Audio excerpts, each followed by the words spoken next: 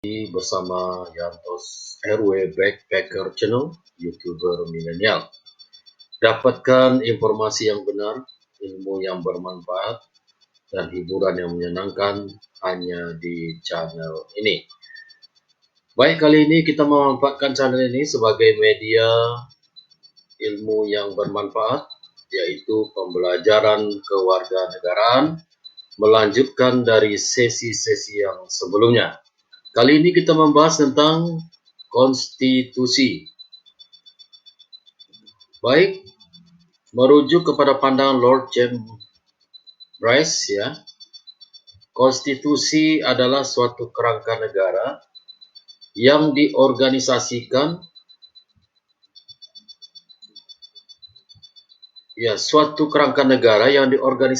melalui dan dengan hukum yang menetapkan lembaga-lembaga yang tetap dengan mengakui fungsi-fungsi dan hak-haknya. Pendek kata bahwa konstitusi itu menurut pandangannya merupakan kerangka negara yang diorganisasikan melalui dan dengan hukum yang menetapkan lembaga-lembaga yang tetap atau permanen dan yang menetapkan fungsi-fungsi dan hak-hak dari lembaga-lembaga permanen tersebut. Jadi menurut Lord James Bryce, konstitusi itu adalah kerangka negara, ya, yang diorganisasikan melalui hukum, ya, menetapkan lembaga-lembaga dan hak-hak fungsi-fungsi dari lembaga tersebut. Kita kenal lembaga yang dibentuk oleh konstitusi itu adalah legislatif, eksekutif, dan yudikatif. Next, definisi konstitusi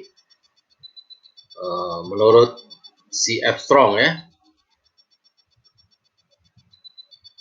Konstitusi itu merupakan suatu kumpulan azas-azas mengenai kekuasaan pemerintah, hak-hak yang diperintah, dan hubungan antara keduanya, pemerintah dan yang diperintah dalam konteks hak-hak azazi manusia. Konstitusi macam ini dapat diwujudkan dalam sebuah dokumen yang dapat diubah sesuai dengan perkembangan zaman, tetapi dapat pula berupa a bundle of separate laws yang diberi otoritas sebagai hukum tata negara. Rumusan C.F. Strong ini pada dasarnya sama dengan definisi Bolingbroke, ya. C.F. Strong ini menganut paham modern secara tegas menyamakan pengertian konstitusi dengan undang-undang dasar. Rumusan yang dikemukakannya adalah konstitusi itu merupakan satu kumpulan azas-azas mengenai kekuasaan pemerintah, hak-hak yang diperintah, dan hubungan antara keduanya, pemerintah dan yang diperintah dalam konteks hak azazi manusia. Selanjutnya, kita bicara tentang fungsi konstitusi. Apa sih sebenarnya fungsi konstitusi, ya? Nah, konstitusi sebenarnya berfungsi sebagai landasan konstitusionalisme. Landasan konstitusionalisme adalah landasan berdasarkan konstitusi, baik konstitusi dalam arti luas maupun konstitusi dalam arti sempit. Konstitusi dalam arti luas meliputi undang-undang dasar, undang-undang organik, peraturan perundang-undangan lain, dan konvensi. Konstitusi dalam arti sempit berupa undang-undang dasar. Selanjutnya, konstitusi berfungsi untuk membatasi kekuasaan pemerintah sedemikian rupa sehingga penyelenggaraan kekuasaan tidak bersifat sewenang-wenang. Dengan demikian diharapkan hak-hak warga negara akan lebih terlindungi. Gagasan ini dinamakan konstitusionalisme yang oleh Karl Joachim Friedrich dijelaskan sebagai gagasan bahwa pemerintah merupakan suatu kumpulan kegiatan yang diselenggarakan oleh dan atas nama rakyat, tetapi yang dikenakan beberapa pembatasan yang diharapkan akan menjamin bahwa kekuasaan yang diperlukan untuk pemerintahan itu tidak disalahgunakan oleh mereka yang mendapat tugas untuk pemerintah. Jadi fungsi konstitusi adalah membatasi kekuasaan pemerintah agar tidak sewenang-wenang dan juga mengemukakan apa hak-hak warga negara supaya terlindungi. Next, fungsi konstitusi yang ketiga berfungsi, ya, membatasi atau mengendalikan kekuasaan penguasa agar dalam menjalankan kuasanya tidak sewenang-wenang terhadap rakyatnya. Memberi suatu Jadi fungsi konstitusi selain membatasi, mengendalikan kekuasaan penguasa agar tidak melanggar kekuasaan secara wewenang-wewenang terhadap rakyatnya, juga memberikan suatu rangka dasar hukum bagi perubahan masyarakat yang dicita-citakan tahap berikutnya. Kemudian dijadikan landasan penyelenggaraan negara menurut suatu sistem ketatanegaraan tertentu yang dijunjung tinggi oleh semua warga negaranya. Kemudian menjamin hak-hak azazi warga negara.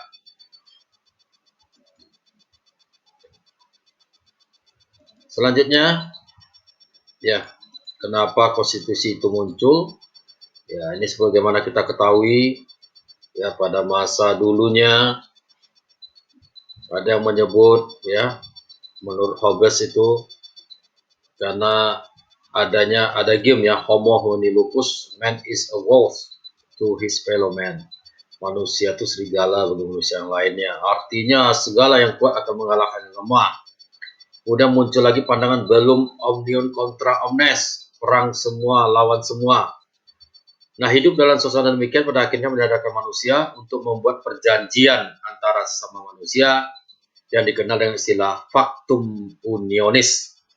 Selanjutnya timbullah perjanjian rakyat, menyerahkan kekuasaannya kepada penguasa untuk menjaga perjanjian rakyat yang dikenal dengan istilah factum subjectionis. Jadi, kenapa munculnya konstitusi adalah karena pada masa itu adanya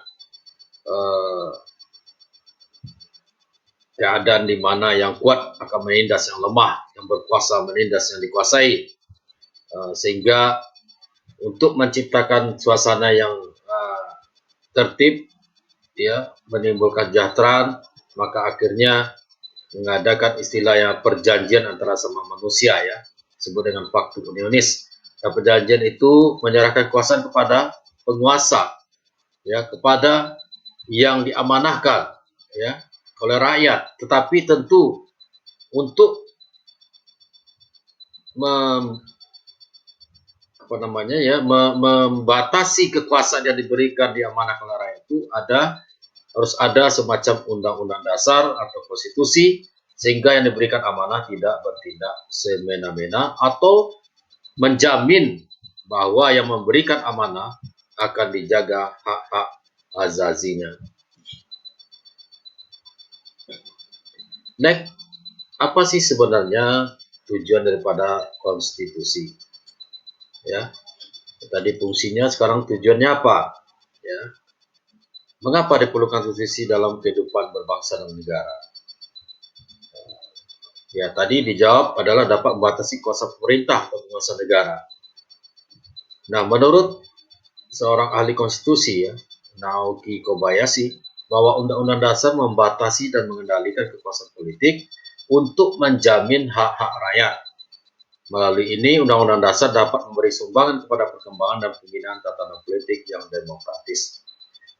Jadi, di samping membatasi mengendalikan kekuasaan politik dari pemerintah yang berkuasa, juga untuk menjamin hak-hak rakyat, juga dapat membina, menciptakan, menjaga tatanan kehidupan politik yang demokratis. Apa bentuk pembatasan di dalam konstitusi? Yang satu, kalau di Indonesia yang Undang-Undang Dasar 45, adanya pedoman bagi presiden dalam memegang kekuasaan pemerintahannya. Berarti apa kekuasaan presiden itu sudah dijelaskan, apa yang menjadi kekuasaannya, apa yang membatasi kekuasaannya. Kemudian syarat-syarat yang harus dipenuhi oleh calon presiden wakil presiden. Ini juga dalam konstitusi dijelaskan. Pembatasan masa jabatan, ya. Ini juga dalam upaya pembatasan kekuasaan. Pemberhentian presiden dan wakil presiden. Presiden tidak dapat membekukan atau membubarkan DPR. Pernyataan perang membuat perdamaian perjanjian dengan negara lain. Menyatakan keadaan bahaya. Mengangkat dan menerima duta negara lain, pemberian grasi, pemberian amnesti dan abolisi, pemberian gelar tanda jasa dan tanda kehormatan, pembentukan Dewan Pertimbangan. Jadi semua kekuasaan yang diberikan kepada presiden juga dibatasi melalui Undang-Undang Dasar 1945. Apa materi muatan dari konstitusi? Apa sebenarnya materi? Jadi apa sebenarnya materi muatan konstitusi itu? Menurut J.G. Steinbeck, bahwa sebuah konstitusi sekurang-kurangnya bermuatan hal-hal sebagai berikut. Yang pertama, adanya jaminan terhadap hak-hak asasi manusia dan warga negara. Yang kedua, ditetapkannya susunan ketatanegaraan yang bersifat fundamental. Dan ketiga, adanya pembagian dan pembatasan tugas kenegaraan yang juga bersifat fundamental. Selanjutnya, K.C. Ware mengatakan bahwa dalam sebuah negara kesatuan yang perlu diatur dalam konstitusi, pada asasnya hanya 3 masalah pokok. Yang pertama, struktur umum negara, seperti pengaturan kekuasaan eksekutif, kekuasaan legislatif, dan kekuasaan yudisial. Yang kedua, hubungan dalam garis besar antara kekuasaan-kekuasaan tersebut satu sama lain. Ketiga, hubungan antara kekuasaan-kekuasaan tersebut dengan rakyat atau warga negara. Selanjutnya, materi muatan konstitusi menurut A.H. Streichen mengatakan bahwa konstitusi dalam sebuah dokumen formal berisikan hal-hal sebagai berikut. 1. Hasil perjuangan politik bangsa di waktu yang lampau. 2. Tingkat-tingkat tertinggi perkembangan ketatanegaraan bangsa. 3. Pandangan tokoh-tokoh bangsa yang hendak diwujudkan, baik untuk waktu sekarang maupun untuk masa yang akan datang. Ketiga, suatu keinginan dengan mana perkembangan kehidupan ketatanegaraan bangsa hendak dipimpin. Selanjutnya, menurut Phillips, Hood, dan Jackson, menegaskan bahwa materi muatan konstitusi adalah sebagai berikut: suatu bentuk aturan, adat istiadat, kebiasaan-kebiasaan yang menentukan susunan kekuasaan organ-organ negara yang mengatur hubungan-hubungan di antara berbagai organ negara itu satu sama lain, serta hubungan organ-organ negara itu dengan warga negara. Sedangkan Miriam Udarjo mengatakan bahwa setiap undang-undang dasar memuat ketentuan mengenai satu organisasi negara, misalnya pembagian kekuasaan antara legislatif, eksekutif, dan yudikatif. Yang kedua adalah hak asasi manusia. Yang ketiga, prosedur mengubah undang-undang dasar. 4. Ada kalanya memuat larangan untuk mengubah sifat tertentu dari undang-undang dasar. Hal-hal yang dimuat dalam konstitusi, yaitu yang pertama, organisasi negara. Misalnya pembagian kekuasaan antara legislatif, eksekutif, dan yudikatif. Yang kedua, hak asasi manusia. Kemudian prosedur pengubahan, prosedur mengubah undang-undang dasar. Kemudian ada kalanya membuat larangan untuk mengubah sifat tertentu dari undang-undang dasar.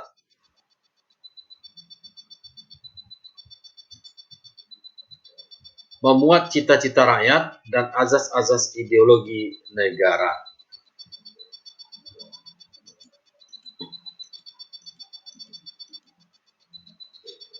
Ada 2 macam pengertian konstitusi, yaitu dalam arti sempit dan dalam arti luas. Dalam arti sempit, konstitusi merupakan suatu dokumen atau seperangkat dokumen yang berisi aturan-aturan dasar untuk menyelenggarakan negara. Dalam arti luas, konstitusi merupakan peraturan, baik tertulis maupun tidak tertulis, yang menentukan bagaimana lembaga negara dibentuk dan dijalankan. Jika kita mengartikan konstitusi secara sempit, yakni sebagai suatu dokumen atau seperangkat dokumen, maka ada negara seperti Inggris yang tidak memiliki konstitusi yang termuat dalam suatu dokumen tunggal. Dia hanya memiliki dokumen single core konstitusional. Jadi yang berlaku di Inggris sering yang diberlakukan adalah konvensi.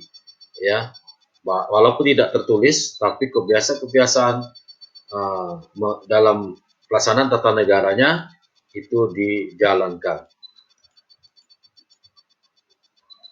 Nah, bagaimana dinamika konstitusi di Indonesia? Undang-Undang Dasar 1945 pada masa kemerdekaan 18 Agustus 1945 sampai dengan Agustus 1950, dengan catatan mulai 27 Desember 1949 sampai dengan 17 Agustus hanya berlaku di wilayah RI Proklamasi.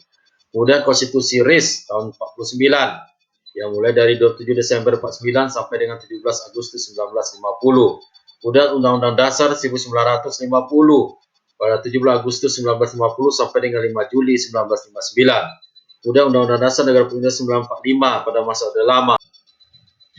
Jadi ada Undang-Undang Dasar Negara Republik Indonesia tahun 1945 yang dijalankan pada masa Orde Lama, yaitu 5 Juli 1959 sampai dengan 1965. Kemudian Undang-Undang Dasar Negara Republik Indonesia 1945 yang dilaksanakan pada masa Orde Baru, yaitu tahun 1996 sampai dengan 1998. Kemudian kita masuk kepada masa reformasi yang tentunya tetap menjalankan Undang-Undang Dasar Negara Republik Indonesia tahun 1945.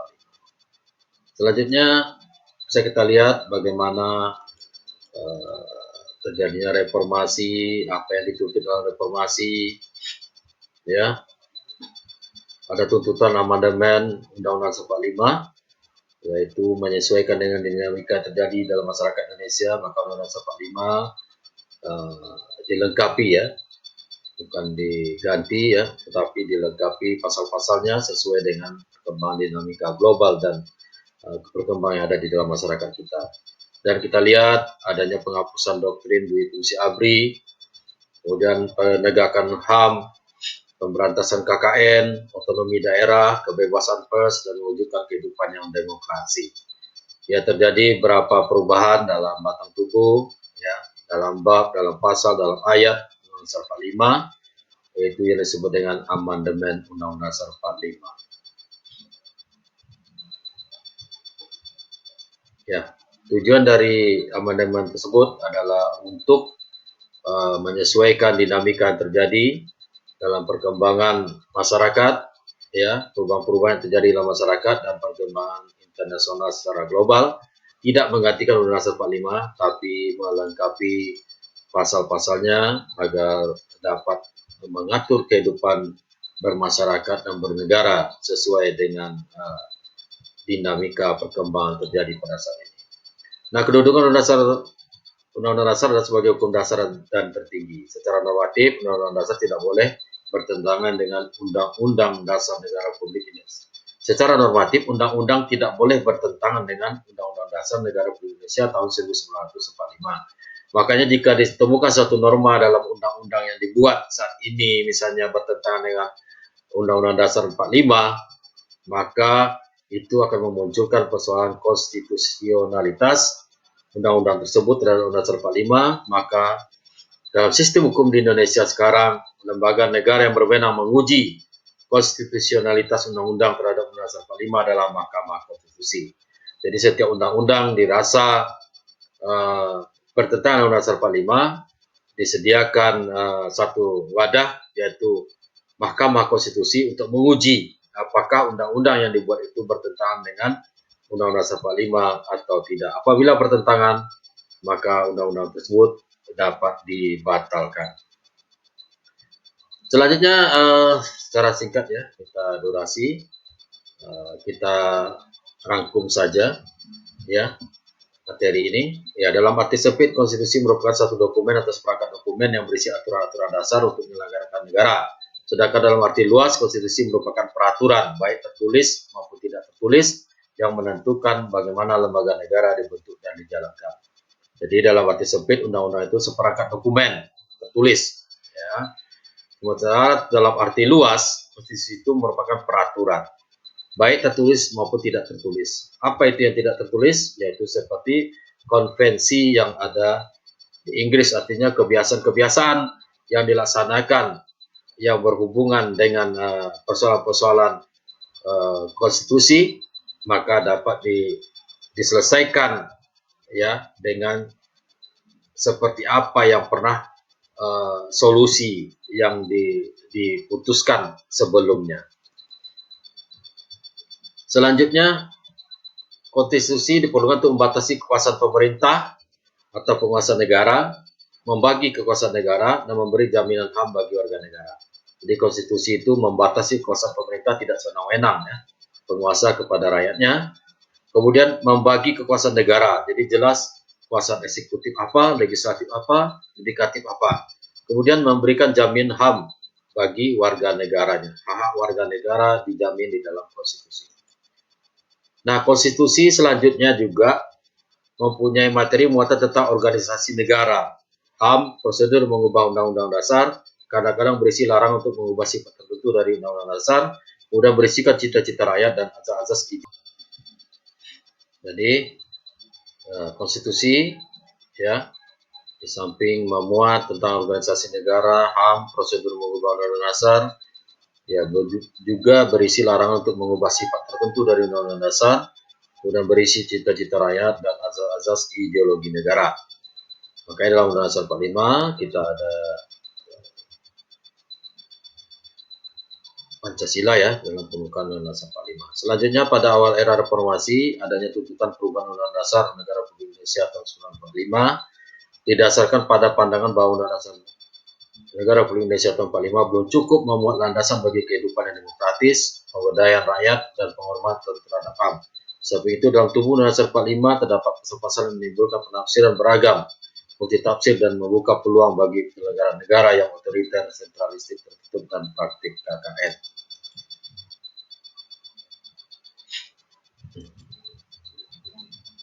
Selanjutnya, dalam perkembangannya, tuntutan perubahan Undang-Undang Dasar 45 menjadi kebutuhan bersama bangsa Indonesia. Oleh karena itu, MPR melakukan perubahan secara bertahap dan sistematis dalam 4 kali perubahan.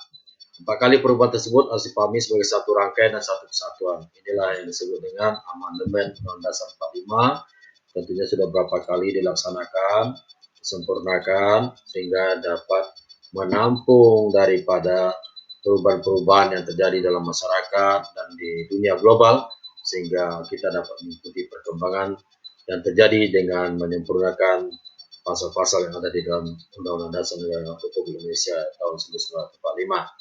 Dasar pemikiran perubahan Undang-Undang Dasar 45 adalah kekuasaan tertinggi di tangan MPR. Kekuasaannya sangat besar pada Presiden. Pasal-pasalnya terlalu luas sehingga dapat menimbulkan multitafsir.